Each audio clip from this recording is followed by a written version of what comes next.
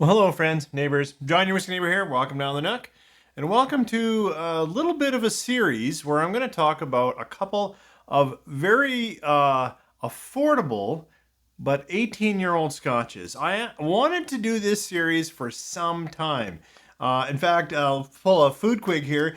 In one of the boxes is a receipt, and it was in 2021 where I bought each of these three 18-year-olds, and I got all of them for 80 bucks.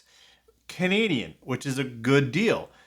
And I kept wanting to get a few more 18-year-olds at a good deal. And then, as you know, all the prices ran away. So it's time to talk a little bit about 18-year-olds. These are all still approachable and affordable 18-year-olds. I'm going to start with Tomatin. Tomatin 18-year-old Oloroso sherry cask. So if you have any Scotch, try to get a 15 or an 18-year-old. I'm going to try to talk through in this series a little bit what I think 18-year-olds bring to the table. So, pour it around.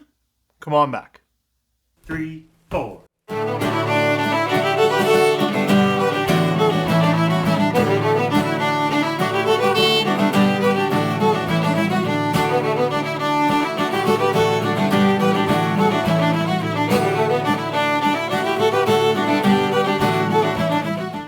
As I said in the opener, the intent of this series has been brewing in my mind for a couple of years, and it never dropped.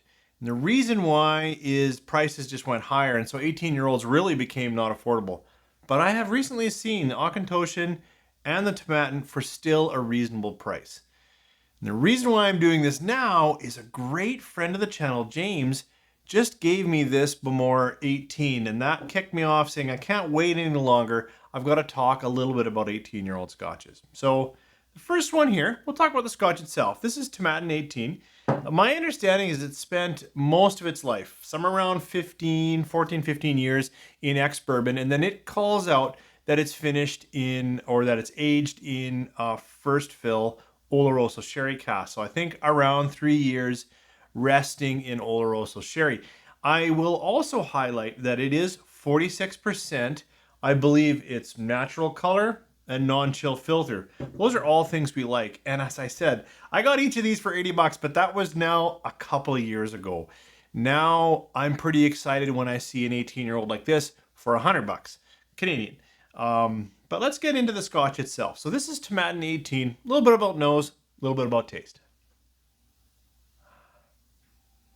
I get older ripe fruits very quickly on this. Yeah, there's some underlining sweetness, some orchard fruits going on, but I actually get older, kind of raisiny, significant sherry influence. A little bit of dustiness to that full raisin. There's some cinnamon, some spicing. And as I said, sweetness. Now I said sweetness with fruit, but I would also say sweetness just with vanilla, light toffee. There might be a little bit of citrus in there, but that's not what's first. First, when I gave her a nose, and it's been a while since I've had Tomatin 18, I was surprised at how sherry forward the dram was on the nose. Let's try it in the palate. Sláinte. Really continues that heavier sherry influence here. I get a little bit of espresso, some dark chocolates, lots of baking spices. Yeah, cooked down cherry or that's not really true, like more a dried raisin. I'm going to try another sip. Second one leans slightly into bitter, but I do get some nice leathering, a little bit of old book. The dust is gone in the nose. It's now baking spices, lots of leathered fruits, red fruits for me, a little bit of sweetness from berries. So I can add a bit of raspberry in with the darker raisin, prune, fig kind of thing. Significant amount of chocolates for me, darker chocolates, bitter chocolates. There is some bitterness, not mechanical bitterness, not a bitterness I suggest that's going to put you off, like a vegetable or fruit that's just not ripe or not well, but instead it's more that bitter chocolate, slight coffee bitter, those kinds of bitternesses that I suggest are pleasant and give a bit more depth of character. So a couple of comments on Tomatin 18. I'm not deep into this particular bottle, and so I've got a little bit of memory, but it's been a little while since I've had Tomatin 18. And then I've had a couple of sips off this dram, and I'm enjoying this more than I recall. And it could be that at the time, Tomatin 18 was easy to get, and it was really affordable, which is good. I want that in a Scotch. $80 even 2 years ago for an 18-year-old. It's really great. But it didn't capture my attention. Coming back to it now, I'm enjoying this. And I suggest one of the things you really get with this compared to going from the Tomatin 12, which is a fine entrance dram, is you really do get that sense of longer finish. As I'm talking to you now, I've got a little more older oaks, a little more cinnamons, a little more baking spices. Those kinds of flavors that don't linger as much in a younger Scotch. That, I suggest, is what an 18, and then, maybe I'll get into a series of 21-year-old or 22-year-old and see, as we move up, what that gives. So it's one of the things that I would say, comparing Tomatin 12 all the way to the 18, what does 5 years give you? In this case, it is a lot of the secondary, a lot of the finish, a lot of the other layers.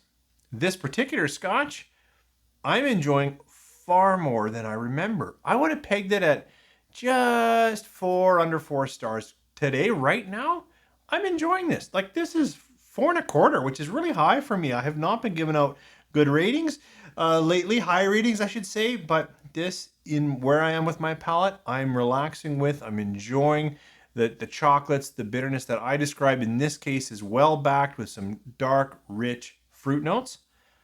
Decent Scotch. And if you see it for the kind of sales that I do sometimes, worth considering. As I said in the opener, this is going to be a bit of a mini series. I don't have very many 18-year-olds because they're often not the value that I see. These ones up here are very value. I've got the Auchentoshan. I'm going to open it and then get some more thoughts on it. Not right now. And then I will with this Bowmore. Now, I have had a little sip of this from James, this Bowmore, and they're different vintages, so I'm interested in doing that comparison. But I wanted to do a comparison, as I always like to shoot a second Scotch, just to say, in this moment, what am I getting? Now, this is a completely unfair comparison because this 18-year-old is a blend. So we've got grain whiskey in here and malt whiskey in here, whereas the Tomatin 18 is just malt, so it's just barley. This one will have some grain and some barley. It's also down to 40%. But I know this one well, so let's call this a comparison less. I should have had a 12 and an 18. I don't have a 12 open. So now this is a little bit of comparison, single malt 18 versus blended Scotch with some grain whiskeys. Let's go nose and taste on the Dewar's 18. And that's where it is right away. This clearly has a higher sweetness of grain.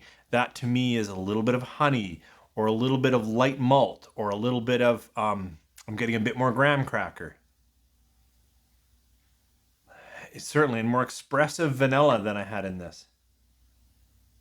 Yeah, this is richer, it has that impression of darkness, a little more cinnamon. This has almost no spicing. It's much sweeter, a little more floral, and lots of that high sweetness, sugars, honey. Let's give it a try on the palate. Sancha. Following a non-chill filtered 46% is unfair. This is light in the mouth now. It's refreshing. It's bright. I feel like I could pour it in a Sprite, which I would never do. But that kind of summery, a little floral, lots of vanillas, like lots of bright, sweet vanillas, lighter toffees, doesn't have the baking spices, and the finish evaporates. Now, it's clean. It's pleasant. I actually like Dewar's.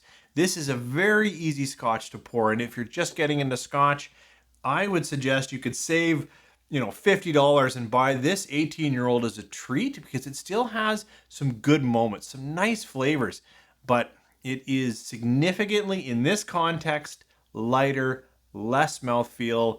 The palate is clean. The finish is nice in that we get a crisp apple, light pear, sweetness finish versus the kind of the brooding, a little bit of bitterness, but that coffee chocolate kind of going on here. I don't get any of that, but that doesn't mean this is bad. This to me is still about a 3 3/4, which is great.